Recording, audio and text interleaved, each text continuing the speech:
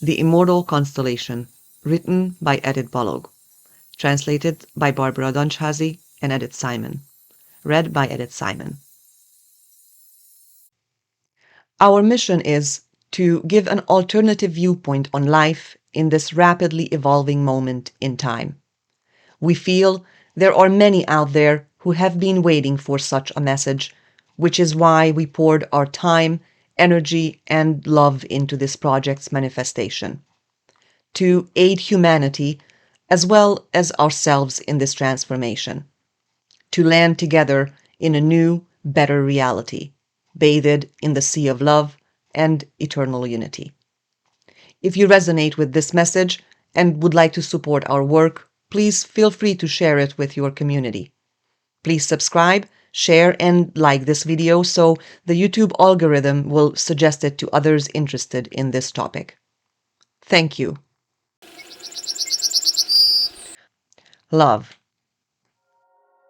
Quote from David Spangler. Love really is the answer to human problems. Love of oneself, love of others, love of where one is, love of what one is doing, love of nature, love of life, love of the world, love of spirit in all its wonder and splendor. Love sets our energy free. It opens us and puts us in a flow with spirit and life on many levels. Love is the true secret behind manifestation. I believe this magnificent word love deserves its own chapter, especially if we really wish to remove all the years of misconceptions, illusions, and fallacies thrown over it, and arrive at its true meaning. I refer to this word often throughout this book, but in order for my argument to properly carry forward, the first step is to make sure you are aware of what is it I exactly refer to. Without having matching definitions on any given topic in any field, discourse or debate will never lead to either useful or valid theorizing. Love has been a keyword in humanity's history, the concept being as old as humanity itself. If we wish to go even further, we can see it is actually as old as the universe itself, as it is one of its key components and building blocks. But let us first examine its relationship with humanity directly, as this is quite a challenge within itself. The word has been dragged through centuries of misrepresentation and corruption, resulting in endless diverse definitions and connotations, varying from person to person. Love in its purest form is a feeling. It is energy, life's mobilizing and creating constituent. I love you. These three words are something which every person enjoys hearing, with the exceptions of a few who are alien to either its meaning or its experience. Just the words themselves evoke warm emotions and affections. It is packaged and shipped off in many various ways, but most people either receive small doses of it or none at all in the concept's real sense. Nevertheless, receiving it acts as a miracle drug, therefore those who have never experienced it dislike even the word itself. Their immature or non-existent acquaintance with it results in experiences which are far from miracles. Because of this, there is a wide disparity between the internalization of the word and its meaning. Everybody's definition or understanding of the concept is directly related to their experiences connected to it. Those who do not understand or those who dislike the word or its related connotations are suffering from experience deficiency.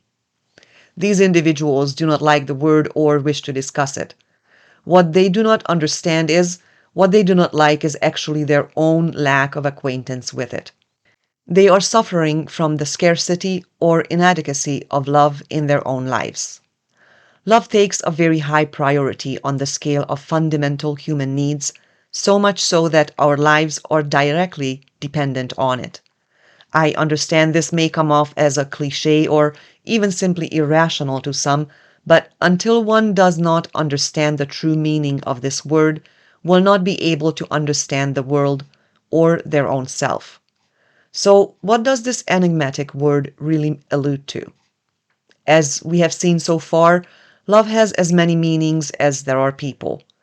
But for the most part, it is often severely misrepresented and corrupted to levels where it is so buried beneath fallacies or irrelevant aspects that its true meaning disappears. The task of rediscovering its original meaning is quite difficult. In reality, it does not actually have a meaning. Therefore, if we take this approach, we will never come to a correct conclusion. Love has no meaning. It has an essence. You can feel it, react to it, and experience it. So let us see how we use this concept and who it is that we love. We can love many things, but how? If I state I love flowers, trees, the blue sky, animals, or a person, what is it we actually love? It is the feeling which it evokes in us. When we come across something or someone which elicits a certain type or set of sensibilities from us, this is described as love. If we temporarily disengage our thoughts and focus on the emotions alone in a given circumstance, we can observe this sensorial immediacy. Once we re-engage our logical, conscious thoughts and try to translate our specific emotions into words to communicate them, the message conveyed possesses a discrepancy between the feeling itself. We are shackled to the perimeters and possibilities of the vehicles of the message, human language itself. Language is an arbitrary sign system bearing no natural relationship between signifier and what is being signified. The connection we make between the word tree, for an example, possesses no natural relationship to the very thing itself, except the one which humans gave it. This stresses the autonomy of language in relationship to reality itself and illustrates the difficulty, or perhaps even the impossibility, of translating a human feeling and eternal concept into an arbitrary and limited sign system. Something will always get lost in translation. This human attempt to translate emotions is what causes the discrepancy between the very essence of love and its human interpretation. We can string together some well-flowing sentences in order to describe what we are experiencing, but it will be internalized differently by each individual. We resort to comparisons, but it will never mean the same thing for two separate people. We experience the essence of love, which is the pure, uncorrupted form of our feeling, in the same way repeatedly. If the feeling is directed towards another individual, we especially long to describe and communicate what we are experiencing, but often we are at loss of words. This occurs because there are no words for it, just mere attempts. Often, we just concede to the futility of these attempts and hope that the person or thing it is aimed at will sense our affections from other things. This gives way to the birth of the arts. This is where music, poetry, and paintings are created. This is born out of the intense desire to look for other ways to communicate our feelings. When we feel, simple words do not do justice to our emotions. We go off on a quest to search for other things we can resort to. Since it is so difficult to explain the feelings associated with love, it especially bodes difficult attempting to explain the energy itself, which translates into the emotions we feel. In an attempt to communicate the meaning of love, I will offer a brief imaginary description. True love is a seed which, when sowed into life's soil, offered proper care and nourishment, blooms into the tree of happiness, bearing the fruits of love, which is none other than life's fundamental element.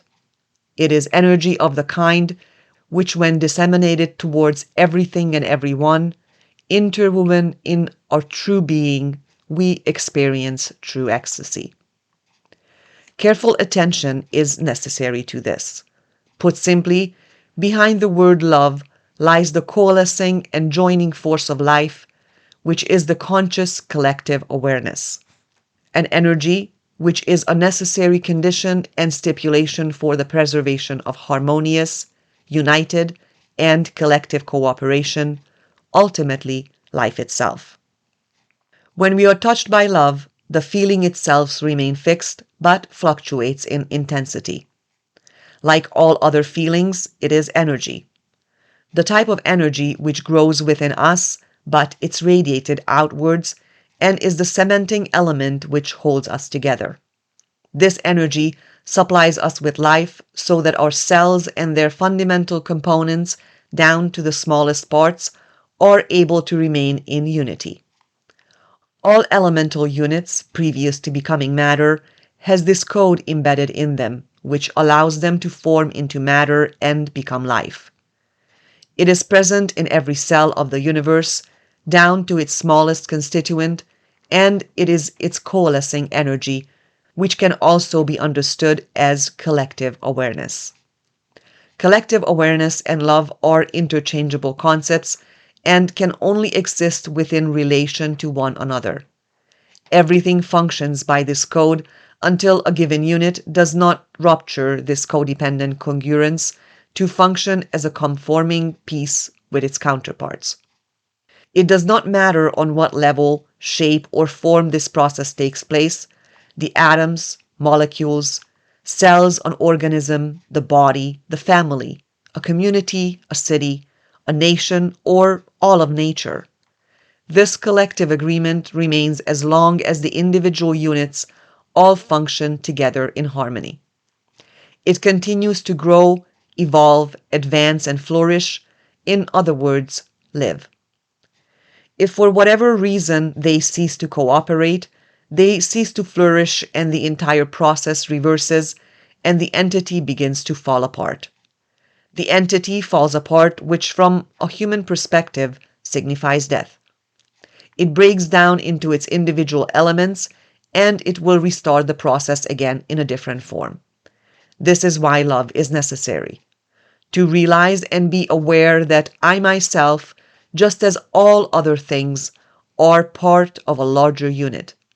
To be aware of the responsibility on my part to maintain harmony within myself, as well as in all levels of the communities which I belong to. It is important that we do this consciously because this way we can make certain it is sprung from our own desire and not because someone commanded me to.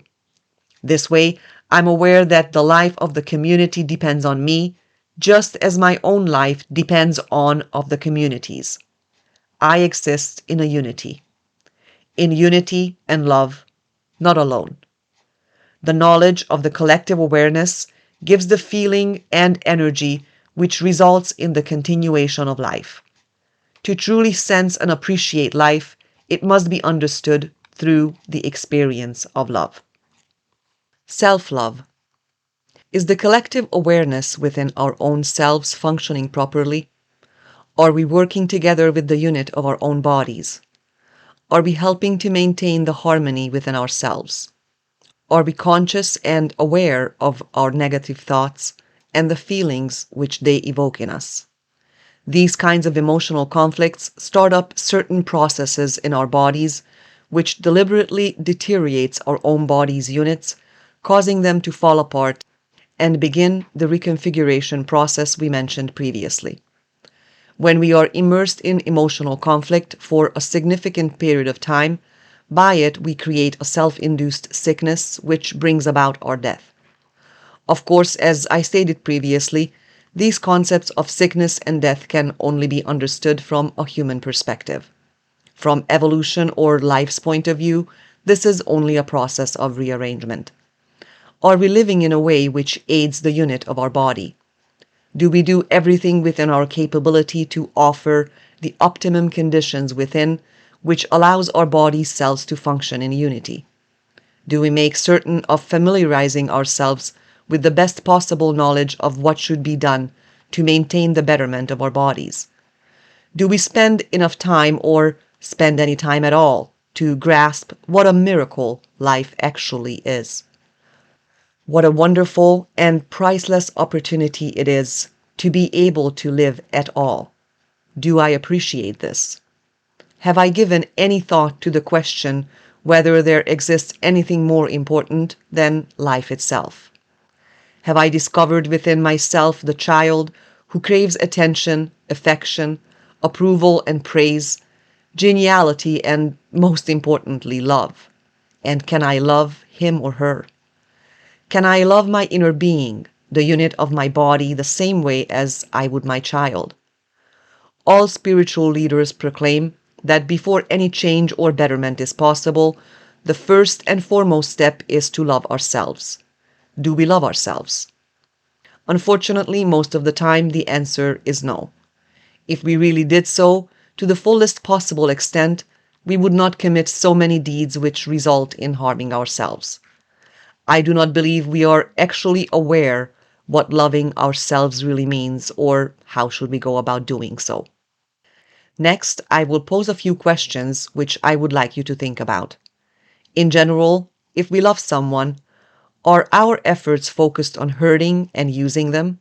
Or do we try to nurture and take care of them to the best of our abilities, to offer them happiness and to ease their life? If we love someone, do we continuously search for their faults and imperfections, or do we mostly try to pay attention to their positive qualities?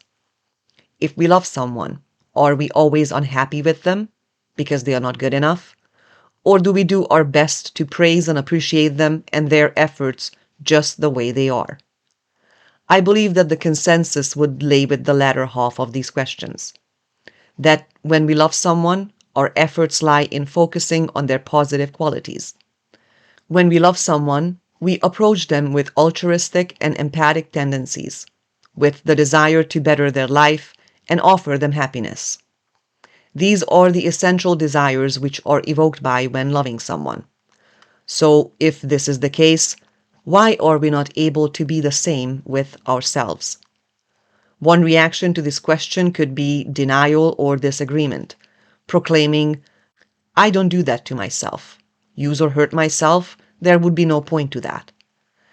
Then what could we call abusing our health in seemingly endless various ways, such as malnutrition, substance abuse, and unbearable amounts of stress?